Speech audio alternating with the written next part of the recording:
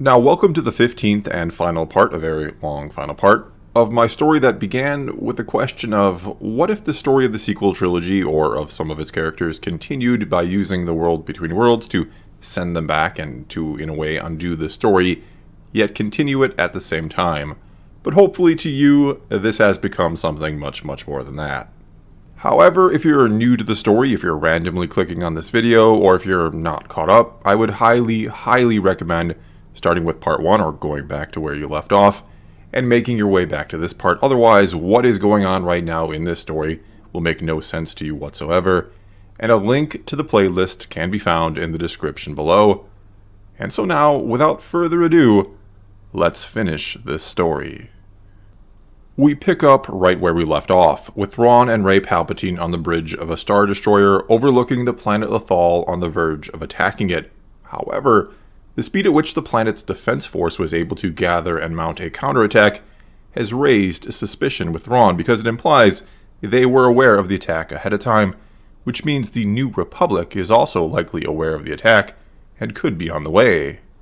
And if that is the case, their strategy of attack, one that puts them in low orbit, would leave them open and vulnerable. This prompted Thrawn to order a withdrawal and to take a defensive formation, but Rey Palpatine has ordered the fleet to risk it and attack anyway, which caused everyone else on the bridge, every officer, to freeze and wait for what Thrawn would say next. And so now we have Thrawn very briefly looking around the bridge and weighing the loyalty of everyone around him, quickly weighing out if they'll follow him or not, knowing full well many of them have full devotion not only to the Empire itself, but to the Emperor who once ruled it, and the Emperor who returned from the dead to rule it once more. Finally, Thrawn speaks and says, "My order stands. The fleet is to withdraw and take defensive formation Zeta 2. And though some on the bridge, some of the officers exchange looks, not a single one of them moves to carry out his order.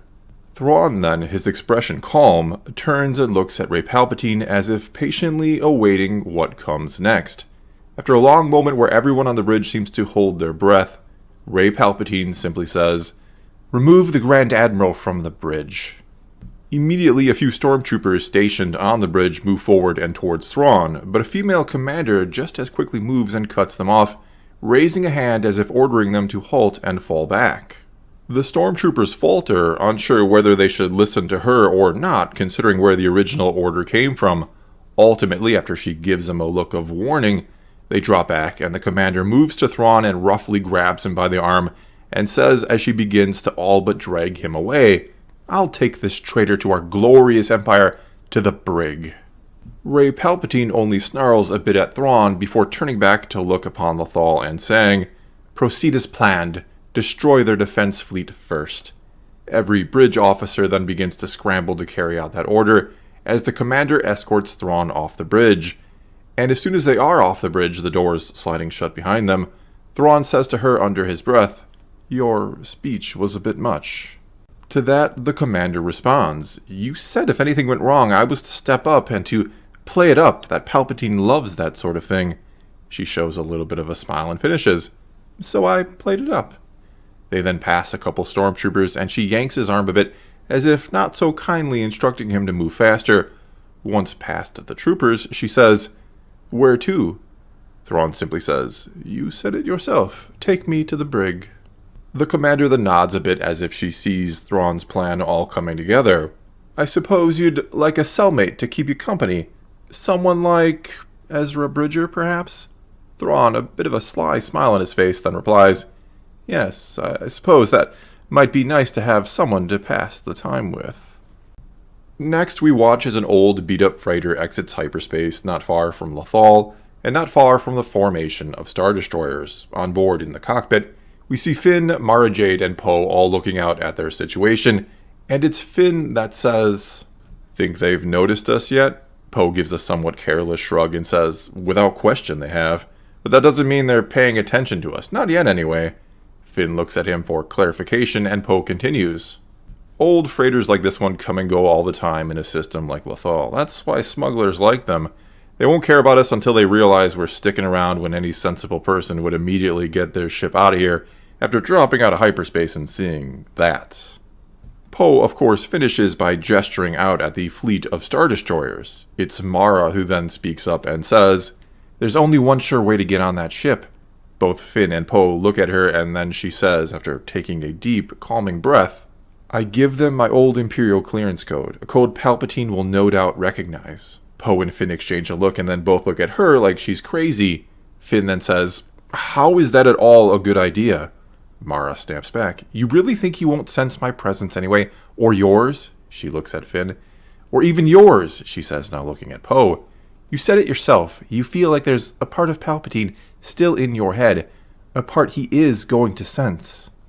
Poe then says back, "Yeah, that's why I wanted to stay as far from Palpatine as I could, not announce our return. I don't want him in my head again." Mara then quickly says, "Neither do I, but Palpatine has to be stopped, and Rey has to be saved. And there's no other way I can think of to get close enough to do all that, but this." Poe then says, "Close enough to do what exactly? What is the plan here?" Mara turns towards Finn and says, "Rey has to still be in there. Reaching her is our best chance, maybe our only chance of ever stopping Palpatine." Poe is about to argue some more, but Finn quickly says, "I can reach her. I can reach Rey. I know I can." Poe shakes his head for a few seconds before saying, "Fine, transmit your code. But when we all end up dead, remember who said this was a bad idea." Next, we're back on the bridge of the Star Destroyer, where an officer says to Palpatine, "We're in position now, my lord." Rey Palpatine says back, "Good. As I said, deal with this Lothal defense force first, and then begin bombardment of the planet." That officer nods, just as another one calls out, "My lord, a freighter that just came out of hyperspace is sending us a Priority 1 clearance code and asking for permission to land." Rey Palpatine looks a little confused and maybe a touch concerned as she marches over to the officer and looks at the code on his monitor. After briefly looking it over, she commands, "Give them permission to land, and as I ordered, destroy that Lothal defense force, but wait for my return before bombarding the planet." The officer seems a bit surprised and says, "My lord, you're leaving the bridge to greet this freighter?" "I am," Rey Palpatine responds, "and see to it that a squad of death troopers is there to greet them as well." Next, we're taken to Ezra's detention cell, which still has a few small trees with Ysalamiri creatures clinging to it, scrambling Ezra's mind enough to make him unable to use the Force. Suddenly then, the doors slide open, and much to the surprise of Ezra, who is chained to the wall, once again in walks Thrawn, and this time without saying a word, he goes right up to Ezra and begins to unlock and undo his bindings. When Ezra is free, he rubs at his wrists and says, "What are you doing?" Thrawn gives Ezra something that resembles an apologetic look, for him at least, and then says, "I've decided to side with a friend." But Ezra shakes his head and says, "I don't believe you. This is a trick of some kind. You're always up to something." Thrawn replies, "Believe me, I understand your apprehension and your doubt. I too am not entirely certain this is the best course of action." Ezra looks surprised or impressed to hear Thrawn admit that, and then he says to him, "What exactly changed your mind, assuming this really isn't a trick?" Thrawn responds, "A victory that costs you everything you're fighting to protect is no victory at all. Palpatine's lack of concern for anything beyond the self makes him the better choice at defeating this coming threat, but there is nothing he will not sacrifice to achieve that victory." Ezra then comments, "Finally noticed that about him, huh?" Thrawn, basically ignoring that comment, continues, "On the other hand, though, the New Republic may at times be unwilling to make the difficult decisions and sacrifices that are needed to win battles like the one that are no doubt coming, ultimately leading to an overall defeat and the same destruction Palpatine will bring about to achieve victory." Thrawn then looks at Ezra and finishes, "However, I have learned that there is a difficult to understand and calculate variable that your side has, one that led to their victory in the Galactic Civil War." Ezra gives Thrawn a look as if he wants to explain what this variable is, but Thrawn seems to ignore it and instead says, "Not long ago I was made aware of the fact that Ahsoka Tano and Sabine Wren were in search of me, likely to find you. I thought their chances of accomplishing this were slim at best. I had gone to great lengths to cover all my tracks, and to keep what I was up to hidden." Thrawn then lets out a small sigh, part looking upset but part impressed, before continuing, And yet, when the Lothal Defense Force counterattack came too soon, I knew they had found me and somehow figured out my plan, and that despite the troubles within the fledgling New Republic, they would still come to aid Lothal. Once again, this variable, that I can only assume is some manifestation of the Force, was on their side. And if we are going to achieve a victory worth achieving over this threat to our galaxy, we need this variable on our side. We will need the Force to fight that which comes, to destroy it, and to destroy us. With all that said, we see a look come over Thrawn's face as if he's suddenly in deep thought, and he all but mutters, "But first we will have to get off this Star Destroyer, and to accomplish that we will need to..." But Ezra cuts him off and says, "We'll just trust in that variable of yours. We'll trust in the Force." Thrawn makes a face that basically says, "Surely it can't be that easy," which is when Ezra motions with his head towards one of the small trees. Thrawn then turns and sees that perched on one of the branches is a colorful convor or bird-like creature. A confused Thrawn looks to Ezra, who says, "Don't ask me to explain how it works exactly, but that's Morai. She's connected to Ahsoka. She's part of her even. If she's here, that means Ahsoka must be close by. She'll be our ticket off this ship, trust me."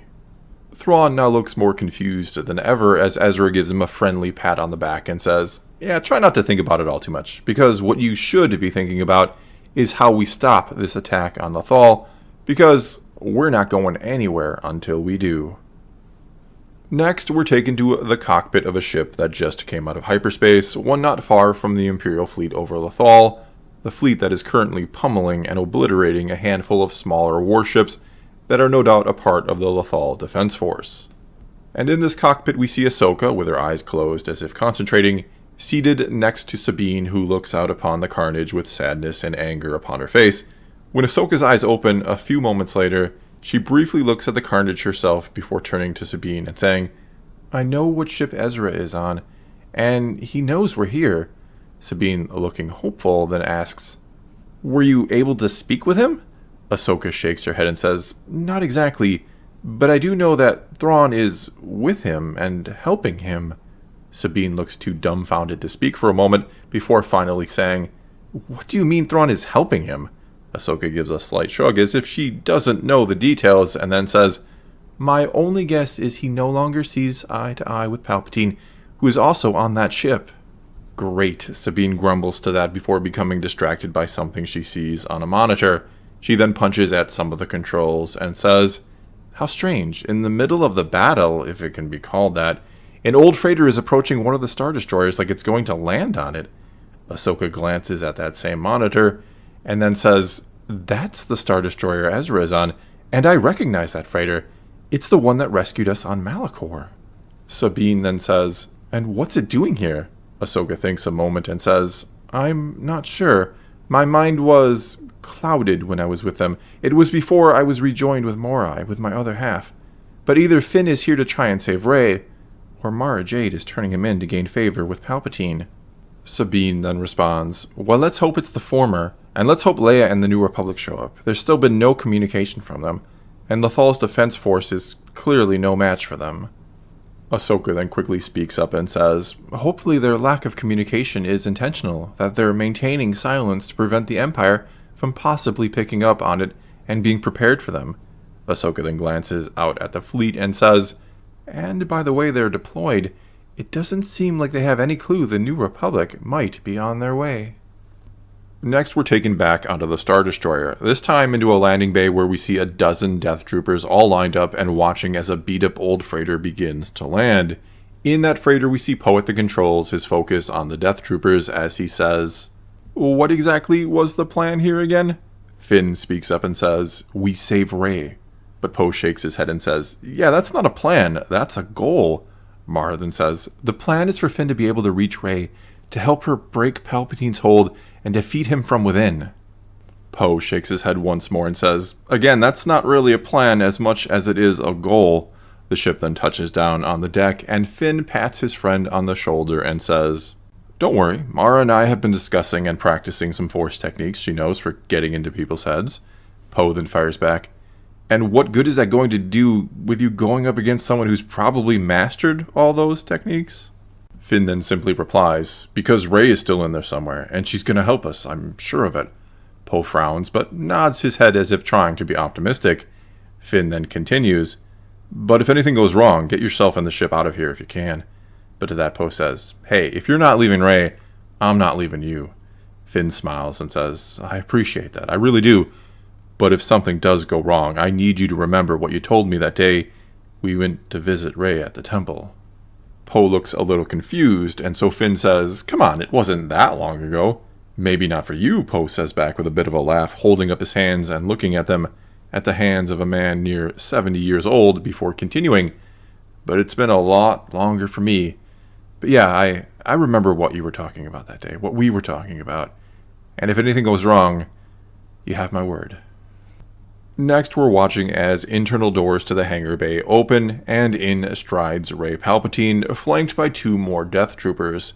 She then quickly makes her way over to the freighter just as its landing ramp begins to lower, and down that ramp walks Finn, followed by Mara Jade. When the 2 reach the base of the ramp, Finn whispers over his shoulder to her that, I'm starting to get a bad feeling about this. Mara whispers back, too late, just remember what I taught you. Reach out to Rey, and with any luck, the 2 of you will be able to overcome Palpatine. That's when Rey Palpatine calls out, Finn, I see you survived. And my dear Mara, I'm so pleased to see that you've returned to me, though I sense a great deal of conflict within you. To that, Mara shakes her head and says, no conflict. I know exactly who I am, who I want to be. Rey Palpatine then says back, is that so? Because I remember a girl who once had a deep-seated desire for power, to be a true Sith Lord instead of just an Emperor's hand, and it just so happens I am currently in need of a new apprentice. After those words, Finn quickly turns his head and looks upon Mara's face, and sees it twitch ever so slightly. She then says as she begins to shake her head as if fighting something internally, he's trying to get into my head. You have to try and reach out to Rey. Finn turns back around, and as he does, the dozen or so Death Troopers all raise their weapons and point them right at Finn. He seems to consider making a mad dash towards Rey Palpatine, but that's when Palpatine says, looking at Mara, kill him now, and when he's dead, my apprentice you shall become. Finnegan turns and looks at Mara, and sees that she's still shaking her head and fighting, but at the same time she's also reaching for, with a trembling hand, and then taking hold of her lightsaber, or more accurately, Leia's lightsaber. With tears welling up in Mara's eyes, then, she says, I'm sorry, Finn. I was wrong. I can't fight him.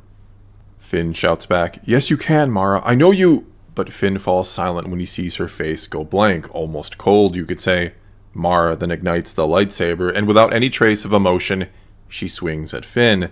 But he manages to dodge and begins to fumble for his own saber, or more accurately, the old Skywalker saber, and gets it ignited just in time to block the second attack aimed right at his chest. That's when Rey Palpatine, grinning from ear to ear, taps a communicator on her wrist and says into it, if Lethal's pitiful defense force has been taken care of, you may begin the attack on the planet itself. Rey Palpatine waits for a few moments, expecting some sort of confirmation of the order, but when she doesn't get one, her face becomes confused, then angry. She motions with her head towards the Death Troopers, and half of them take off running. Next, we're briefly taken onto the bridge of that Star Destroyer and see an old Imperial officer standing there looking at the remains of the destroyed ships of the Lethal Defense Force with a smug look on his face. Another younger officer then says up to him from one of the pits, Sir, all ships have been destroyed. The first officer then says, Good. Now we await our Emperor's command to finish this.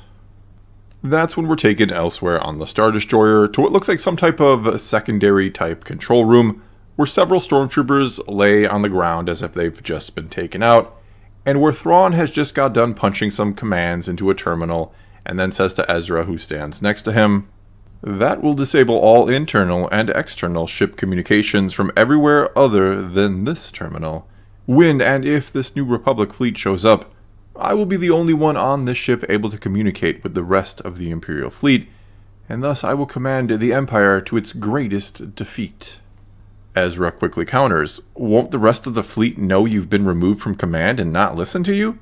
Thrawn then says, possibly, but only if Palpatine himself informed the rest of the fleet, which there is a high likelihood he has not. Overconfidence has always been his greatest weakness. We're then right back on the bridge, where we see that same smug-looking officer standing there looking a little impatient, obviously wanting to begin the attack on the planet and aware of the fact, not that he would have noticed himself, that Thrawn was right, that the Lothal Defense Force had responded too quickly, which means they knew they were coming, which also means a New Republic fleet could be on its way. Suddenly, from elsewhere on the bridge, from one of the pits, there is some beeping, as if some sort of warning is going off. The smug officer, looking suddenly rather nervous, immediately turns and asks, "What is it?" Another officer, the one by the beeping terminal, then says up to him, "New Republic ship, sir!" But it's only one X-Wing. All the panic that was on the smug officer's face washes away as he says with a smirk once more, "One X-Wing. It seems Lothal is saved." Some laughter can then be heard around the bridge as the smug officer then says, "Launch TIE fighters. Have them deal with this X-Wing." A few moments go by and another officer says, "Sir, we're having some trouble with communications. I can't seem to contact." That officer is then cut off by another officer who says, "Sir, more Republic ships emerging from hyperspace. A lot more." We're then taken out into space, where we see an X-Wing well out in front of a fleet of Mon Calamari cruisers racing towards the Star Destroyers, and this X-Wing is piloted by none other than Luke Skywalker, who says, "Looks like we got here just in time. They haven't begun to fire on Lothal yet. Now time to finish Palpatine and the Empire once and for all." We're then briefly on the bridge of one of those Mon Calamari cruisers, where Leia stands next to Admiral Akbar, and she says back to Luke, "The Force is with us." Back on the X-Wing with Luke, we hear R2 let out a series of beeps and whistles that Luke responds to by asking, "Are you sure, R2? R2 lets out a few indignant beeps, and Luke then says, "I didn't mean to doubt you, but if you're right and you're picking up a signal from Poe's freighter on that Star Destroyer..." Luke doesn't finish what he was saying. Instead, he shakes his head a bit and says, "Mara, what are you up to?" That's when we're taken back to the hangar bay on the Star Destroyer, where we see Finn doing all he can to avoid engaging Mara, all but running from her at some points, ducking and dodging behind TIE fighters, as she ceaselessly chases him with her blue lightsaber, all the while Rey Palpatine watches, protected by the dozen or so Death Troopers. We then hear Finn yell at her, "Mara, you have to fight this, you have to..." But he's cut off by having to block another swing from her lightsaber, before he takes off running again, this time in the general direction of Rey Palpatine, who's only smiling and starting to cackle. But then Finn, as he gets closer to her, sees that smile begin to fade as the cackling stops. And as that's happening, we can tell Finn feels something in the Force, as too does Mara Jade, who stops chasing him, and instead turns to look, as they all do now, to see an X-Wing make its way into the hangar and quickly start to land. It's Finn who then says, a smile forming on his face now, "Master Luke." While Mara stands there, face still blank, the remaining half-dozen or so Death Troopers rush forward towards the X-Wing, firing at it, leaving Rey Palpatine standing there alone, fear on her face as she watches the X-Wing touch down and the canopy immediately open, where Luke Skywalker leaps out and begins to block blaster bolts from the Death Troopers with his green lightsaber, before quickly closing in on them and taking them out. While that's happening, Finn takes off running towards the distracted Rey Palpatine, saying over and over to himself that, "Remember what Mara taught you, remember what Mara taught you." Just when he's about to reach her then, he starts to reach out his hand in the general direction of her head, but before he can actually reach out and touch her, Rey turns and extends a hand out towards him, and Finn freezes in place as if being held by the Force just a few paces away from Rey. She then quickly takes hold of her lightsaber, ignites it, a golden blade springing to life, and it looks like she's simply going to jab it forward and stab it through Finn's chest, when suddenly a blaster bolt headed right for Rey seems to come out of nowhere, but it's actually fired by Poe, who stands on the ramp of the freighter. "Sorry, Rey, but not sorry, Palpatine," is all Poe says, as Rey Palpatine is forced to block that bolt with her saber, but in that same moment her concentration falters, and she lets go of Finn, who continues to lunge towards her, again his hand going towards her head area. But Rey Palpatine is fast, and moving like a serpent, she gracefully blocks the blaster bolt, and then brings her saber back around and jabs it forward at Finn's chest, piercing it at the very same moment that his hand makes contact with her forehead, The next thing we know, Finn is somewhere else. Somewhere on what appears to be a dark, cold world where the black sky constantly flashes with lightning, and where Finn stands at the base of a giant rocky cliff face and at the mouth of an utterly dark cave. And into that cave he screams out, "Rey!" but gets no sort of response other than his own echo. That's when we're back with Poe standing on the ramp of the freighter the second or two after he fired at Rey to distract her, and what he sees now is an odd sight. It's Rey, Palpatine, and Finn seemingly locked or frozen in time, frozen in a moment, where his hand is on her forehead, and her golden lightsaber is through his chest and sticking out the back. Poe then frantically rushes forward, stopping just before them. With tears welling up in his eyes, he hesitantly begins to reach out his hand to them, but it's almost like he feels something, a powerful sort of energy or electricity around them, that he can't push his hand through, and so he pulls it back, shaking it as if to get feeling back into it, as he looks around helplessly. And what he sees, and what we now see, is Mara Jade, blue saber in hand, face still cold and expressionless, standing before Luke, whose empty hands are at his sides. He then says to her, "You know I won't fight you." Mara gives a simple shrug and then says, "Then you will die." Luke then turns around, turns his back to her, takes a moment to glance at the strange sight of Rey, Palpatine, and Finn, then takes a deep, steadying breath and says, "If killing me is what you choose, then so be it. But I offer you another choice, a different destiny." For a brief instant we see a memory flash in Mara's mind of Finn shortly after they met, telling her something very similar about her having a choice about who she wants to be. That memory quickly fades, and she listens to Luke as he continues. "You can choose the false power Palpatine promises you, or choose the destiny you've always been meant for, that we've always been meant for. I offer you a place at my side, Mara, not just to instruct a future generation of Jedi, but a place at my side for the rest of our lives, a place in my heart." Mara lets out a brief laugh before saying, "And what makes you think I would give up power Palpatine promises for you?" Luke turns halfway around and says, "Because power is fleeting. You will lose it one day. No matter how hard you try, you will lose it, and you will be left alone with nothing.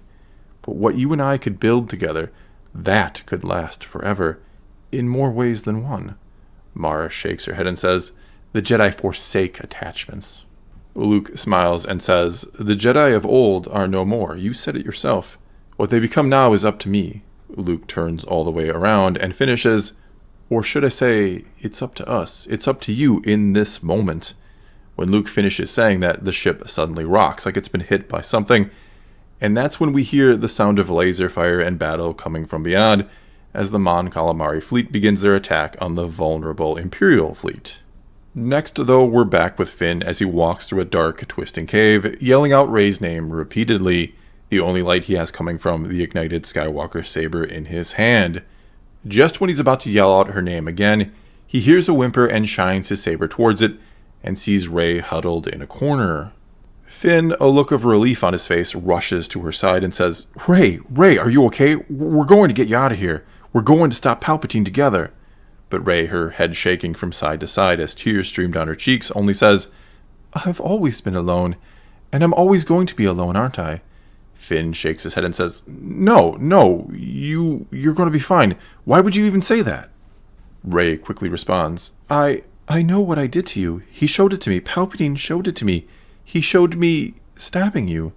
Finn shuts his eyes tight for a moment, as if he was somehow hoping that hadn't actually happened.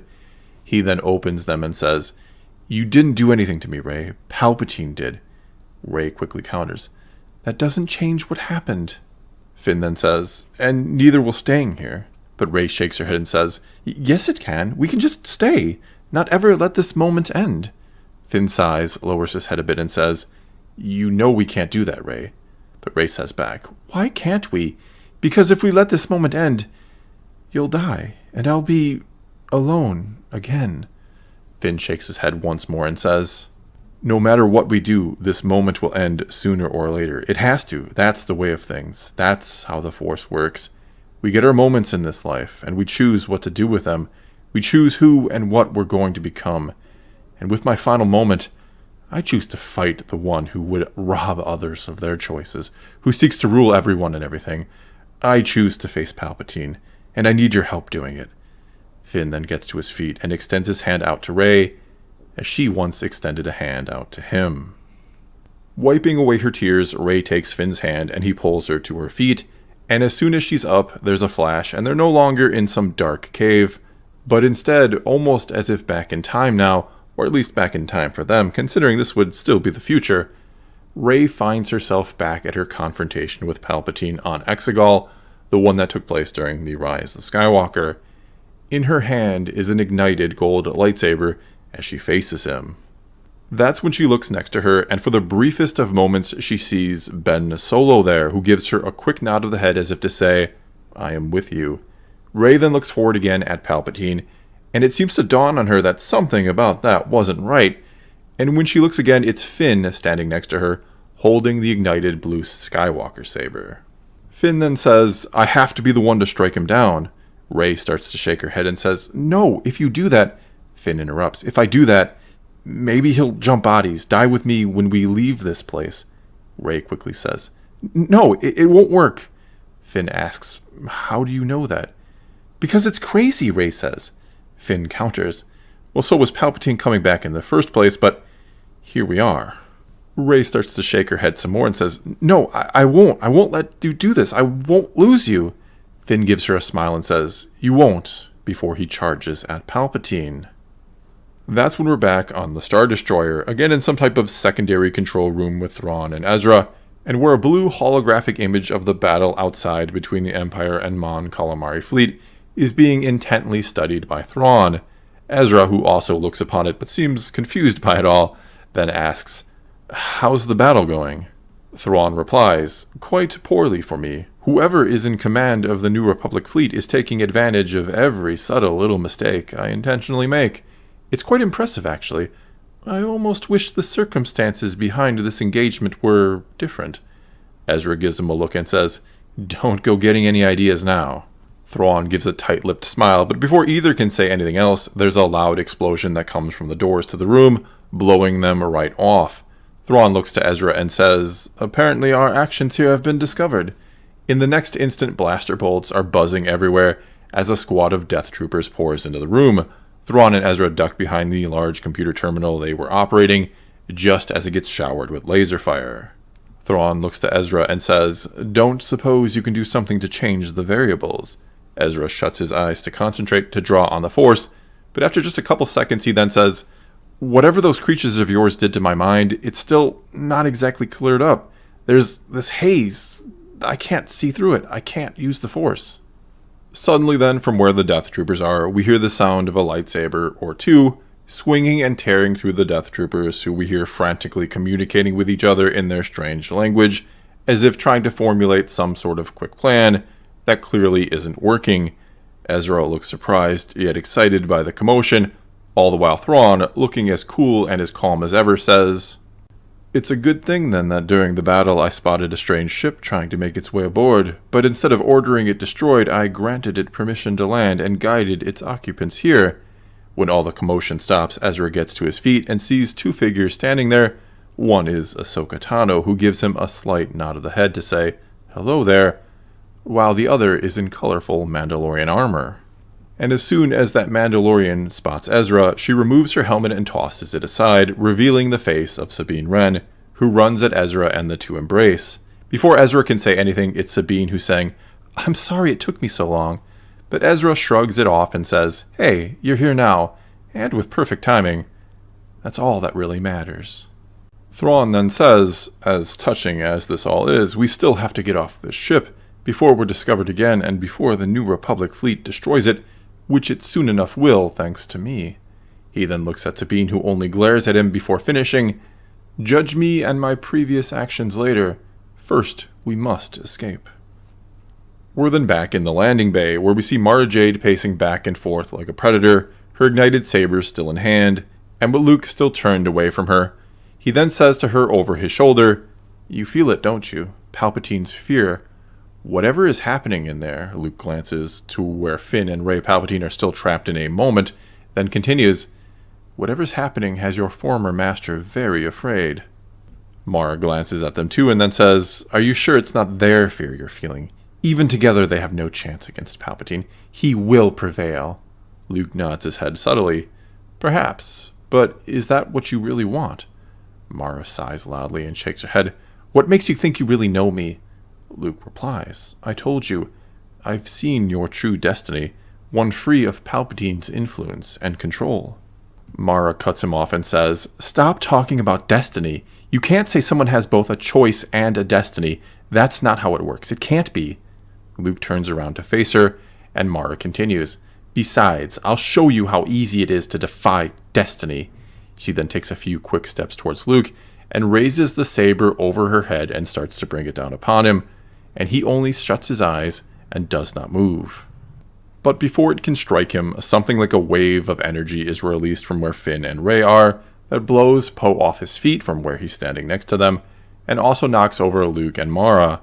That's when we see that Rey and Finn are free of whatever was holding them, and they are looking into each other's eyes now. When Rey notices she's holding the golden saber that is still plunged through his chest, she deactivates it, and a moment or two later, Finn all but collapses to the ground and onto his back.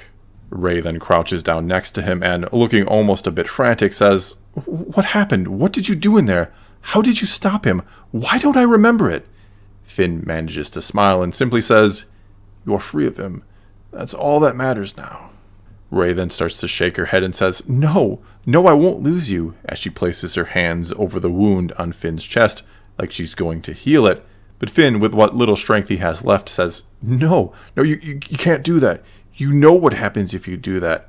And I'm still going to need you, Rey. She starts to shake her head and says, What do you mean? I don't understand. That's when she hears Poe say, I think I do. Rey looks up at Poe, who's just gotten to his feet, and she gives him a look asking what could he possibly mean. But Poe doesn't say anything. His focus is on Finn, on his friend. And when Rey turns back to look at Finn, she sees that he's already gone. And as the tears stream down her face, she says, No, not again. I don't want to be alone anymore. A short distance away, we see both Luke and Mara Jade get to their feet, and first we see Luke just lower his head and shut his eyes as he notices what just happened with Finn and Rey. But on Mara's face is a look of pain as well, as she says, No, this isn't how it was supposed to end for him. How could I have failed him?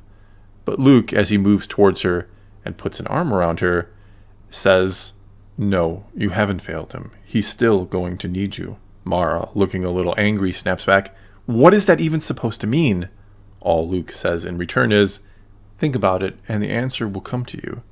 That's when a rather large explosion rocks the Star Destroyer, and Luke continues, But now we have to get off the ship before we go down with it. The two begin to move towards the freighter, but Mara stops them and says, What you said before, about being at your side, did you... Luke cuts her off and says, Every word I said was exactly how I feel.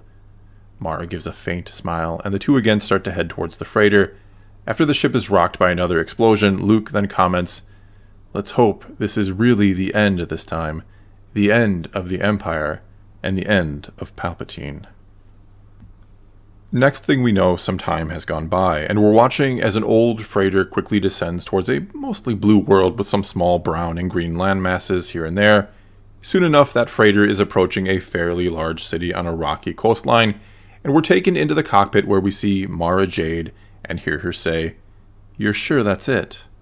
Poe, who sits next to her, nods his head and says, It may have been a long, long time ago that I found out about it, for me at least, but I'll never forget the name of the planet and the general location my friend was born. He pauses and swallows back some emotions and then continues, It's almost hard to believe that once upon a time, in the not-too-distant future that will never come to pass now, this world would have been attacked by the First Order, and they would have taken him away, taken him from his family and the life he would have known. Poe shakes his head a bit and continues, And now we're the ones coming to take him away from all that, to take him away from his family. But Mara quickly says, They can always say no to us, that they don't want their son to be a Jedi, that they want a different life for him. But something tells me they won't say no, that this is Finn's destiny. Mara gives a bittersweet sort of smile and then says, Besides, Luke's going to do things differently. After a while, he'll be allowed to go home, to meet and to get to know his family, to see where he came from, and to know what it is he personally fights for and protects in this galaxy. Poe nods his head and says, "Don't know much about the Jedi or why they do things the way they do, but I sure hope this attachment thing is a good idea." Mara looks at him and says with a sincere expression on her face that she hopes so too. She then focuses back on the city they're rapidly approaching and says, "Hopefully it doesn't take too long to find him, though I mean, how many Finns can there possibly be in a city this size?" And that's when Poe quickly speaks up and says, "Well, this might be a bit trickier than that, considering Finn's not his real name. He actually never knew his real name. Finn was the name I gave him a long time ago. Or, in a long time to come, I guess. Depends on your point of view, I suppose." Mara then says, "Do you think we should tell him about Finn?" Poe thinks for only a moment before he begins to nod his head and says, Yeah, I think we should. Someday, anyway." And finally, we're taken to somewhere else in the galaxy, to a world of gently rolling hills covered in tall grass swaying in a stiff breeze, and upon one of these hills stands Luke Skywalker, looking down at his sister Leia, who plays in that tall grass with her son Ben, who is around the age of perhaps 5. As Luke watches them, Ahsoka Tano comes to stand beside him and says, "So, this is where you've chosen for your temple, where a new Jedi Order will be born." Luke nods and says, "And Ben shall be our first student, first of many I hope, which means I could use some help around here." Ahsoka grins as if she knows what he's implying and then says, "Well, your father did make me promise that I'd help you." Luke turns and looks at Ahsoka and says, "You spoke to him recently then?" Ahsoka gives a nod of the head and says, "I did, and he knew about the darkness that lived in Palpatine, one that, who knows what has become of it, if it has died with him or if it persists somewhere. The darkness that is the culmination of all the Sith." Luke then says, "What about this other threat from beyond our galaxy? This threat to the Force itself, it seems." Ahsoka shakes her head and says, "He either didn't know or didn't mention it. I cannot say which. Either way, it is coming, and I will of course help you prepare the Jedi to face it." Luke smiles at her and says, "Thank you. You're now the third who has committed to the new order. Both Mara and Ezra have as well." For a moment, it looks like Ahsoka wants to question Luke about Mara, and what she heard about the new order not so strictly adhering to no attachments, but instead she asks, "And what about Rey? Where has she gone?" Luke says back, "I don't know exactly. All she said was she still had questions about what happened with Palpatine, about how Finn was able to defeat him, that she needed answers." Ahsoka then says, "I hope that doesn't mean we should be worried about Palpatine somehow returning again." Luke chuckles and says, "I don't think so. When Finn died, it truly felt like Palpatine went with him." Ahsoka looks confused and says, "Then what answers does Rey still seek?" Luke shrugs and then looks out at Ben playing in the field and says, "I think part of it is, this isn't where she wants to be right now." Ahsoka looks out, sees that Luke is looking at Ben, and puts it together. "Were they close in the future? Ben and Rey, I mean." Luke nods. "Apparently they made up something called a dyad, and that linked them in a way few could ever understand." Ahsoka thinks and then says, "I've never heard of a dyad, but I suppose myself and Morai have something similar to that."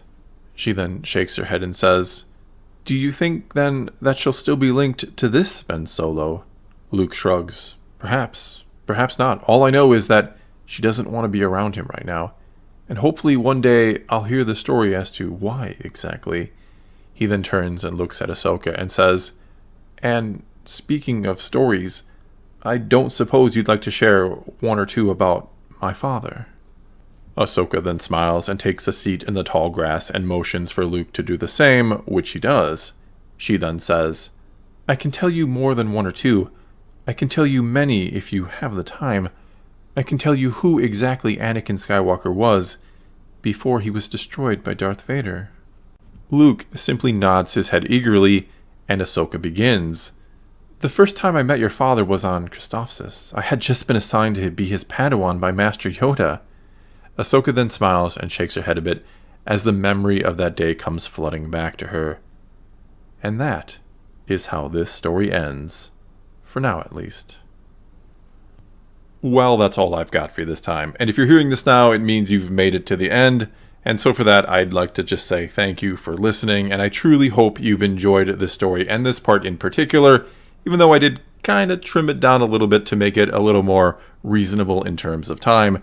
There was or is an extended edition that is probably twice as long as this. But anyway, it's been a pleasure to bring this to you week in and week out, and there are certainly many, many more stories to come, including perhaps a sequel to this at some point. But for now, tell me what you thought about this story in the comments below, and let's talk some Star Wars. And until next time, thank you so much for watching.